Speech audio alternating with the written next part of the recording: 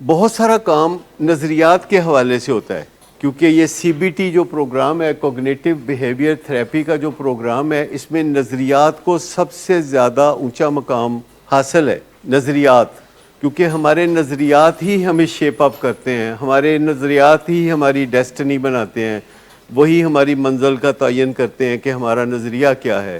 اور C B T میں نظریات کے علاوہ موڈ کے بارے میں فکر ہوتی ہے، بیہیویئر کے بارے میں فکر ہوتی ہے، انوائرمنٹ کے بارے میں فکر ہوتی ہے، اور جو سمٹمز ہوتے ہیں کہ میرے پٹھے درد ہوتے ہیں، میرے دانت میں درد ہوتی ہے، مجھے ڈپریشن ہوتی ہے، سمٹمز کے بارے میں بھی فکر ہوتی ہے۔ اور یہ 5 چیزیں ہیں جو مل کے علاج کو کنسٹیٹیوٹ کرتی ہیں۔ اس میں سب سے مشکل کام نظریات کا کام ہے، اور نظریات ہم سب کو بہت پیارے ہوتے ہیں، نظریات مقدس بھی بعض اوقات ہوتے ہیں۔ ہم نظریات کے ساتھ آئیڈینٹیفائی کرتے ہیں، ہم اور ہمارے نظریات گڈمڈ ہوئے ہوتے ہیں۔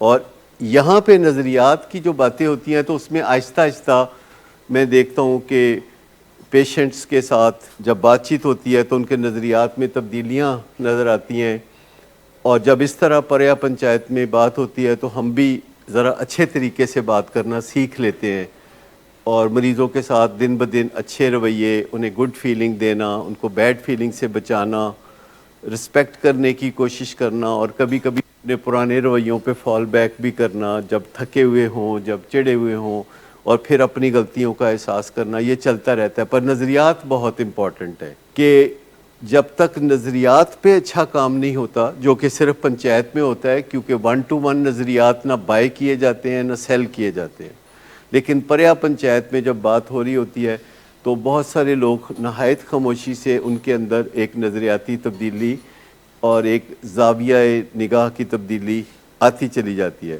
نظریات میں فرق اس وقت نہیں آتا جب آپ پن پوائنٹڈ کرتے ہیں اس چیز کے بارے میں اپنا نظریہ بدل دیں، یعنی میں کہوں کہ وہ جو ساؤنڈ باکس ہے اس کا رنگ نیلا ہے اور آپ نظریہ بدل دیں تو آپ بولیں گے نہیں میں نہیں بدلتا، وہ مجھے نظر آ رہا ہے کہ وہ بلیک ہے۔ ٹھیک؟ نظریات کیسے بدلتے ہیں؟ نظریات اس طرح نہیں بدلتے کہ میں آپ کو قائل کروں اور آپ مجھے قائل کریں، نظریات اس طرح نہیں بدلتے۔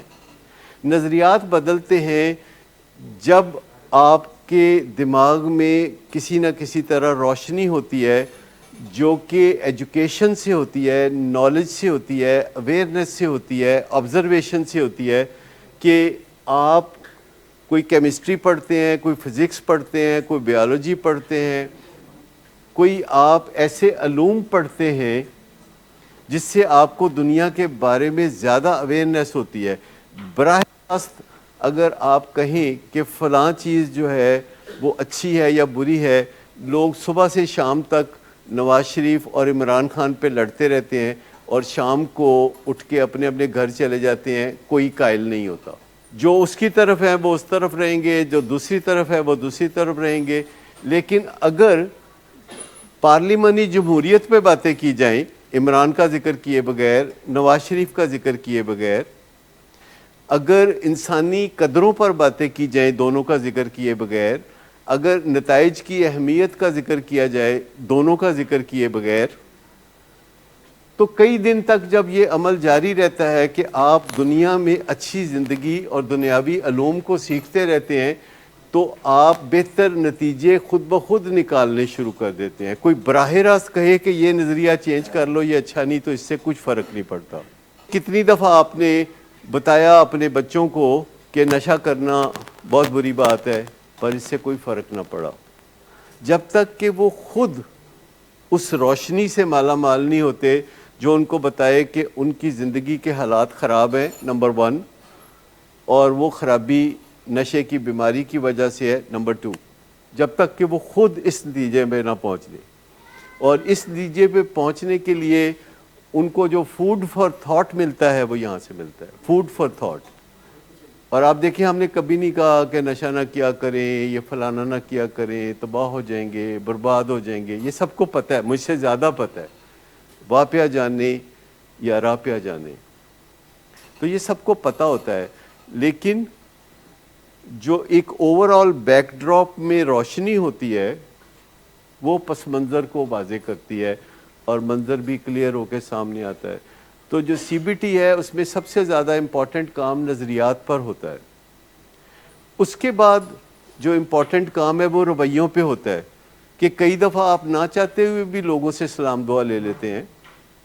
کئی دفعہ آپ ایسے لوگوں کو بھی ویلکم کر لیتے ہیں جن کو آپ دل سے نہیں چاہتے, لیکن اس سے فرق پڑتا ہے, بیہیویئر سے فرق پڑتا ہے. کیونکہ اگر آپ سمائل کرتے ہیں تو کوئی دوسرا بھی سمائل کر سکتا ہے. بیہیویئر سے فرق پڑتا ہے. اسمائلنگ از اے بیہیویئر. اور انوائرمنٹ سے فرق پڑتا ہے کہ اگر آپ کے گھر کے انوائرمنٹ میں تبدیلی آ جائے کہ ماں باپ نہ لڑتے ہوں تو بچوں کی تعلیم پہ فرق پڑتا ہے. اور اگر گھر کے ماحول میں کوئی عزت کرنے والا داخل ہو جائے تو باقی لوگوں کو اس سے فرق پڑتا ہے. تو انوائرمنٹ سے فرق پڑتا ہے کہ گھر میں اگر چیزیں صحیح سلیقے سے پڑی ہوں, جب آپ چیز ڈھونڈنے نکلیں تو آپ کو مل جائے اور لڑائی جھگڑا نہ ہو اس بات پہ, تو اس سے فرق پڑتا ہے. پھر سمٹمز سے فرق پڑتا ہے. اگر والدہ کی بلڈ شوگر کنٹرول میں ہے تو پورے گھر کو فرق پڑتا ہے. اگر والد کا بلڈ پریشر ٹھیک ہے تو اس سے فرق پڑتا ہے. اور کسی کے جوڑوں کے درد کو افاقہ ہو تو اس سے فرق پڑتا ہے. گھر کے اندر لوگ صحت مند ہوں, ماحول بدلا ہوا ہو تو اس سے فرق پڑتا ہے. اگر ایک زور زور سے بولنے والا ہو تو باقی لوگ بھی زور زور سے بولنے لگتے ہیں. اگر کوئی ایک بندہ تحمل سے بات کرنا شروع کر دے تو باقی لوگوں کو بھی فرق پڑتا ہے. تو انوائرمنٹ سے فرق پڑتا ہے.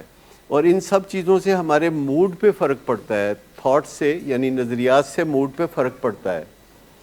بیہیویئر سے موڈ پہ فرق پڑتا ہے. انوائرمنٹ سے, ماحول سے, جہاں ایئر کنڈیشنڈ ہو, گرمی نہ لگ رہی ہو, کمفرٹیبل سیٹنگ ہو, اس سے فرق پڑتا ہے. اور اگر سر درد نہ ہو رہا ہو, کھانسی نہ آ رہی ہو, تو اس سے فرق پڑتا ہے موڈ کے اوپر. اور جب موڈ پہ فرق پڑتا ہے تو نشے کی طلب کم ہوتی ہے, زیادہ نہیں ہوتی, کم ہوتی ہے. اگر ہم ایسے کام کریں جس سے موڈ زیادہ تر اچھا رہے تو طلب کم ہوگی. جب طلب کم ہوگی, کریونگ کم ہوگی, تو آپ کو کم ول پاور یوز کرنی پڑے گی نشے سے باز رہنے کے لیے. آپ کو کم ول پاور یوز کرنی پڑے گی. جب آپ کم ول پاور یوز کریں گے تو زیادہ تر ول پاور بچی رہے گی. لیکن براہ راست اگر آپ کسی کے نظریات کو اٹیک کریں گے, آپ کہیں گے کہ نشہ بہت لعنت ہے, تو آپ کے اینگل سے نشہ بربادیوں کی داستان ہے, لیکن مریض کے اینگل سے جب وہ نشہ کرتا ہے تو اس کو ٹھنڈ پڑ جاتی ہے. رائٹ ناؤ یہ نقطہ نظر کا بہت بڑا فرق ہے. تو براہ راست اس کو اٹیک کرنے کی ضرورت نہیں, لیکن جب ہم کہتے ہیں کہ گھر میں بات کریں اور ماحول کو سازگار رکھیں کہ بات ہو سکے, گھر میں بات کریں تو سن لیں خاموشی سے اور کہہ دیں کہ میں نہیں مان سکتا, لیکن دھکا پیل نہ کریں, مار کٹائی نہ کریں. اور جب گھر میں کوئی کسی سے بات کرے تو تھوڑے ٹائم کے لیے بات کرے. گھر میں جو ایک ایوریج میٹنگ ہوتی ہے فیملی ممبرز کے درمیان, میاں بیوی کے درمیان, یا اولاد اور ماں باپ کے درمیان, یا بھائیوں کے درمیان, خاص طور پر اگر وہ جائیداد کی تقسیم کے بارے میں ہو, تو یہ میٹنگ ایوریج کو 3-4 گھنٹے کی ہوتی ہے. مجھے بتائیے آپ میں سے کس کا سٹیمنا ہے کہ 4 گھنٹے کی کچ کچ میٹنگ کے بعد اس کا ماحول اچھا رہے؟ کسی کا اتنا سٹیمنا نہیں ہے. تو جس کام کا سٹیمنا نہیں ہے وہ نہ کرے. کتنا سٹیمنا ہونا چاہیے کہ آپ نے کسی موضوع پر بات کرنی ہے, کتنے منٹ.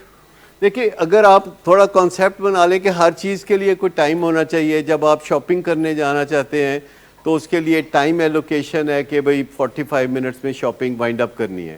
خواتین بعض کا 4-4 گھنٹے شاپنگ کرتی ہیں, کچھ بھی نہیں خریدتی, بس وہ ونڈو شاپنگ کہہ لیں. تو بات سمپل سی ہے کہ اگر آپ کسی کے گھر جاتے ہیں, خالہ کے گھر یا پھپھو کے گھر, کبھی سوچا ہے کہ واپس کدوں آنا ہے؟ تاریخی طور پر یہ نہیں سوچا جاتا کہ بندہ پھپھو کے گھر جائے گا تو واپسی کا بھی سوچے گا. گاؤں میں تو ابھی بھی لوگ کئی دن پھپھو کے گھر رہتے ہیں, اور اگر ان کو کوئی پوچھے کہ تو جانا کدوں ہے تو بڑی لڑائی پہ جائے گی. لوگ سرپرائز دیتے ہیں, کسی کے گھر اچانک چلے جاتے ہیں, کہتے ہیں انہوں نے بڑی خوشی ہوئے گی. تو ایسے آج کل وہ زمانہ نہیں ہے کہ وہ کوئی اچانک لوگ آئیں تو کوئی بڑا خوشیوں سے نڈال ہو جائے اور آپ کے آنے کی خوشی میں خسرے نچالے. ایسا نہیں ہو سکتا. مطلب پہلے ہوتا تھا لوگ ذرا سی بات پہ بڑی خوشیاں مناتے تھے. کسی کے گھر شادی ہوتی تھی تو وہ تمام رشتہ داروں کے گھر بینڈ والے بھیجا کرتے تھے جو آ کے بینڈ بجاتے تھے. یہ جو شادیوں کے اوپر بینڈ ہوتے ہیں تو شادی سے 15 دن پہلے ان کے ساتھ اپوائنٹمنٹس ہو جاتی تھی کہ 26 تاریخ کو پھپھو کے گھر جا کے ان کی گلی میں بینڈ بجانا ہے, پھر 27 تاریخ کو ماموں کے گھر جانا ہے. ابھی ہے کوئی رواج اس قسم کا؟ ابھی نہیں ہے.